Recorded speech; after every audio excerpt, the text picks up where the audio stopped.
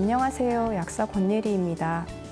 오늘은 위장약과 변비약에 관해 알아보겠습니다. 먼저 위장약입니다. 소화가 잘 안 돼서 속이 더부룩하거나 배가 아플 때 우리는 소화제를 찾지요. 이렇게 일시적으로 소화가 안 될 때 먹는 소화제는 크게 두 가지로 나눌 수 있습니다.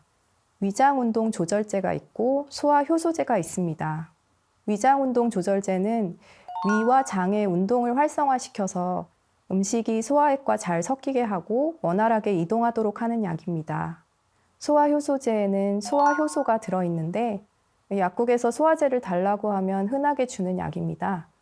그래서 여기서는 소화효소제를 조금 자세히 살펴보겠습니다. 우리가 먹는 음식은 보통 3대 영양소인 단백질, 탄수화물, 지방으로 이루어져 있습니다.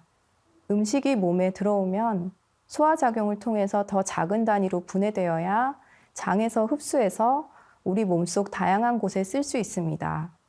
이때 소화효소는 소화가 잘 일어나는 환경을 조성해 줍니다. 소화효소가 적절히 분비되어야 속이 편안합니다. 이처럼 소화효소는 원래 우리 몸속에서 분비되는 물질입니다. 평소보다 과식을 하면 일시적으로 소화효소가 부족해져서 일부 음식물이 소화되지 않고 남게 됩니다. 이럴 때 소화효소를 외부에서 공급해주는 약이 소화효소제입니다. 단백질, 탄수화물, 지방을 소화하는 효소의 종류는 각기 다릅니다. 또 영양소들은 매우 복잡한 물질이라서 여러 단계에 걸쳐서 분해되고 각 단계마다 다른 효소가 관여합니다. 따라서 소화불량일 때 먹는 소화효소제의 성분 목록을 살펴보면 보통 여러 가지 소화효소가 혼합되어 있습니다. 그래서 복합소화효소제라고 부릅니다. 복합소화효소제의 대표적인 성분으로 판크레아틴이라는 물질이 있습니다. 판크레아틴은 원래 췌장에서 분비되는 소화효소인데 이것은 단백질 소화효소, 탄수화물 소화효소, 지방 소화효소의 혼합물이어서 3대 영양소의 소화에 모두 관여합니다. 그 밖에 디아스타제, 프로테아제, 프로자임, 판프로신, 그리고 담즙 분비를 촉진하는 우르소 데옥시콜산, 섬유소를 분해하는 셀룰라제 등이 있습니다. 판크레아틴은 돼지에서 추출해서 사용합니다. 그렇다면 돼지고기와 안 친한 사람들에게는 맞지 않겠죠? 돼지고기 알레르기가 있는 사람은 복합소화효소제에도 알레르기가 있을 수 있습니다. 또 소화효소제 성분 중에 브로멜라인이라는 게 있는데요. 브로멜라인은 단백질을 분해하는 효소입니다. 파인애플에 많이 들어있어요. 파인애플을 먹으면 입술이 붓고 뭔가 불편한 사람들, 이런 분들은 복합소화효소제를 먹고서 같은 반응을 보일 수 있습니다. 소화 잘 시키려고 먹는 소화제, 어떻게 먹으면 잘 먹는 걸까요? 복합소화효소제는 식사 후에 복용하고 가장 주의할 점은 약을 쪼개거나 씹어 먹지 않는 것입니다. 효소는 단백질로 이루어져 있어서 위에서 소화되어 버릴 수도 있기 때문입니다. 복합소화효소제는 소장에서 작용하는 소화효소 성분들이 위를 무사히 통과할 수 있도록 특수한 장용 코팅을 합니다. 이 코팅이 벗겨지지 않도록 약을 그대로 삼켜야 합니다. 소화불량은 소화불량만 있는 게 아니라 다른 여러 증상이 같이 오는 분들이 많습니다. 소화불량 증상과 더불어 속쓰림, 위통증, 위산과다, 염증이나 궤양이 있을 때는 제산제나 위점막 보호제 또는 위산분비 억제제를 복용합니다. 제산제라고 하면 산을 제거한다는 뜻인데요. 왜 산을 제거해야 될까요? 우리가 입으로 먹는 음식은 식도, 위, 소장, 대장을 차례로 지나가면서 소화 과정을 거칩니다. 이때 각 소화기관마다 맡은 역할과 내부 환경이 다릅니다. 위가 맡은 중요한 역할은 단백질을 1차로 분해하는 것인데요. 펩신이라는 단백질 소화효소가 활동합니다. 그런데 이 펩신은 평소에는 불활성 상태로 있다가 위산이 분비되어서 위가 강한 산성 환경이 되었을 때면 활성화가 됩니다. 음식이 위에 들어왔을 때 적절한 타이밍에 적당량의 위산이 분비되어야 펩신이 소화효소로 제 기능을 할 수 있습니다. 동시에 위벽을 보호하는 물질들도 때맞춰 분비되어야 합니다. 만약에 위벽을 보호하는 물질이 적게 분비되거나 타이밍이 어긋나면 펩신과 위산이 위벽에 상처를 냅니다. 위는 위쪽으로는 식도와 연결되어 있는데 식도와 위와 십이지장의 연결부에는 관략근으로 이루어진 문이 있어서 필요할 때만 열리도록 설계되어 있습니다. 이 문을 열고 닫는 관략근에 문제가 생기면 강한 산성의 위액이 식도나 십이지장으로 넘어갈 수 있습니다. 강한 산성의 위액이 위벽을 헐거나 식도 십이지장으로 넘어가서 점막을 손상시킬 때 제산제를 먹으면 속쓰림과 통증에 빠르게 대처할 수 있습니다. 제산제는 산과 알칼리가 만나서 중성으로 바뀌는 중화 반응을 이용한 약입니다. 제산제의 알칼리성 성분이 산성 환경을 중성 환경으로 바꿔줌으로써 위산의 자극성이 없어지고 단백질 소화 효소인 펩신도 불활성화됩니다. 알칼리성을 띠는 물질 중에서 사람이 먹어도 안전한 것이라면 제산제의 성분으로 쓸 수 있습니다.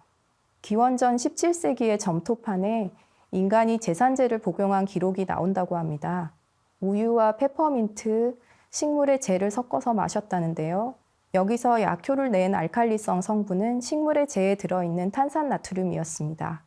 나트륨 화합물은 오늘날에도 제산제로 씁니다. 그리고 또 알루미늄, 마그네슘, 칼슘 화합물도 제산제로 씁니다. 알루미늄 화합물이 든 제산제를 먹으면 변비가 생길 수 있고 마그네슘 화합물이 든 제산제를 먹으면 설사가 생길 수 있습니다. 변비나 설사가 너무 심하면 제산제 종류를 바꿔볼 수 있으니까 의사나 약사에게 문의해서 바꿔보시면 좋습니다. 약국에서 파는 제산제는 정제도 있고 짜먹는 현타액 형태도 많이 볼 수 있는데요.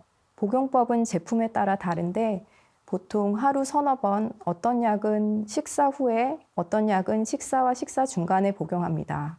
제산제는 일부 항생제의 흡수를 방해할 수 있어서 항생제와 함께 복용할 때는 의사, 약사와 상의하도록 합니다. 특히 현타액은 점성이 있는 끈적한 액체라서 모든 약의 흡수를 방해할 수 있습니다. 따라서 다른 약을 함께 먹을 때는 1시간 이상 간격을 두고 먹습니다. 제산제가 이미 분비된 위산을 중화시킨다면 위산 분비 억제제는 위산을 덜 만들어지게 합니다. 위산 분비 억제제에는 파모티딘, 시메티딘, 라푸티딘 등 티딘으로 끝나는 약들이 있고 오메프라졸, 란소프라졸, 판토프라졸 등 프라졸로 끝나는 약들이 있습니다. 이 두 부류의 약은 작용 원리는 다르지만 위산 분비를 억제하는 비슷한 작용을 합니다. 대부분 의사의 처방이 필요한 전문 의약품이고요. 파모티딘의 경우에는 저용량의 일반 의약품도 나와 있어서 급할 때는 처방전 없이 약국에서 살 수 있습니다. 하지만 대부분의 경우 의사에게 진료를 받고 적절한 용량의 처방을 받기를 권장합니다. 이런 제산제와 위산 분비 억제제는 일시적으로 위산을 줄여서 증상을 완화하면서 손상된 점막이 회복될 시간을 벌어주는 것인데요. 만약에 위산을 필요 이상으로 줄여서 원래 하던 기능을 못하게 하면 또 다른 문제가 생기겠죠. 더구나 지금까지 살펴본 위장약들은 일시적으로 증상을 완화하지만 근본 원인을 해결하지는 못합니다. 소화제나 제산제를 습관적으로 먹다 보면 병을 키우거나 큰 병을 놓칠 수 있습니다. 일주일, 길어야 2주일 복용해도 나아지지 않으면 병원 진료를 받으시기 바랍니다. 지금까지 위장약에 대해 알아봤고 다음은 변비약을 알아보겠습니다. 변비는 누구나 한 번쯤 경험할 정도로 흔합니다. 잠깐 생겼다가 사라질 때도 있어서 그리 큰 병은 아니라고 생각할 수도 있습니다. 하지만 가벼운 변비라도 삶의 질을 낮출 수 있습니다. 하루 3번에서 일주일에 3번까지를 정상 배변으로 봅니다. 횟수는 정상이더라도 배변할 때 힘을 많이 줘야 하고 변이 건조하고 딱딱하거나 덜 나온 느낌이 들거나 시간이 오래 걸리면 변비입니다. 변비가 생기면 배가 더부룩하고 가스가 차며 식욕이 줄고 치질이 생기거나 심해집니다. 일시적인 변비는 대부분 생활 습관을 바로잡으면 좋아집니다. 물을 충분히 마시고 섬유질이 풍부한 음식을 먹어야 합니다. 또 규칙적으로 운동을 하면 소화와 배변이 쉬워집니다. 그리고 변이가 있을 때 바로 화장실에 가는 습관을 들여야 합니다. 자꾸 참다 보면 대변이 제때 나오지 않게 됩니다. 생활 습관만으로 안 되면 유산균을 먹어볼 수도 있고요. 차전자피, 락툴로스 성분의 변비약도 있습니다. 차전자피는 물에 녹는 식이섬유인데요. 대장에서 수분을 머금고 부피가 커져서 배변을 촉진합니다. 그리고 앞에서 마그네슘 화합물이 들어있는 제산제의 부작용이 설사라고 말씀드렸는데요. 이를 이용해서 마그네슘 화합물을 변비약으로 쓰기도 합니다. 이렇게 했는데도 변비가 지속될 때는 비사코딜이라는 약을 써볼 수 있습니다. 대장을 둘러싼 근육이 수축하면서 변을 이동시키는 운동을 연동운동이라고 합니다. 비사코딜은 대장의 신경을 자극해서 연동운동을 일으키고 장 점막의 체액과 미네랄 이온 분비를 늘립니다. 이렇게 장을 자극해서 변을 나오게 하는 변비약을 자극성 완화제로 분류합니다. 비사코딜은 효과가 빠르고 강하지만 변비를 치료하는 게 아니라 당장 변을 나오게 해주는 약입니다. 비사코딜을 자주 복용하면 장의 신경이 손상되고 장이 스스로 운동하는 능력이 점점 떨어집니다. 그래서 오히려 변비가 더 심해질 수도 있어요. 또 오래 복용하면 장 점막에 검은 색소가 침착되어서 장의 기능이 떨어지고 내시경으로 장 점막을 관찰하기가 어려워집니다. 비사코딜은 정제와 좌제 형태로 나오는데요.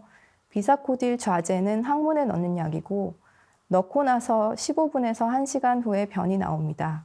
급성, 만성 변비에도 쓰고 수술 전에 장에 남아있는 분변을 제거하기 위해서 쓰기도 합니다. 비사코딜 정제는 복용 후 6시간에서 8시간 후에 작용합니다. 비사코딜이 대장에 도달할 때까지 분해되지 않고 대장에서만 흡수될 수 있도록 장용 코팅을 합니다. 그렇기 때문에 쪼개거나 씹어 먹지 말아야 합니다. 이 약을 먹고 1시간 이내에는 제산제나 우유를 먹지 말아야 합니다. 제산제와 우유는 약 알칼리성인데 이게 대장의 환경과 비슷해서 비사코딜의 장용 코팅이 녹아버릴 수 있습니다. 일주일 동안 복용해도 낫지 않으면 몸에 다른 이상이 없는지 병원에 가서 확인하는 게 좋습니다. 참고로 다이어트를 한다고 변비약을 먹는 경우도 있는데 변비약은 이미 영양소가 흡수되고 남은 대변을 내보내는 것이라서 다이어트 효과는 없습니다. 오늘 이야기한 위장약과 변비약은 증상을 완화시키는 약입니다. 습관적으로 복용하면 병을 키우거나 놓칠 수 있습니다. 위장약과 변비약은 약 일주일 이내로 일시적인 증상 완화를 위해 쓴다는 점, 그리고 약 이외에도 생활습관 변화를 통해 효과를 볼 수 있다는 점을 기억해 두시기 바랍니다. 감사합니다.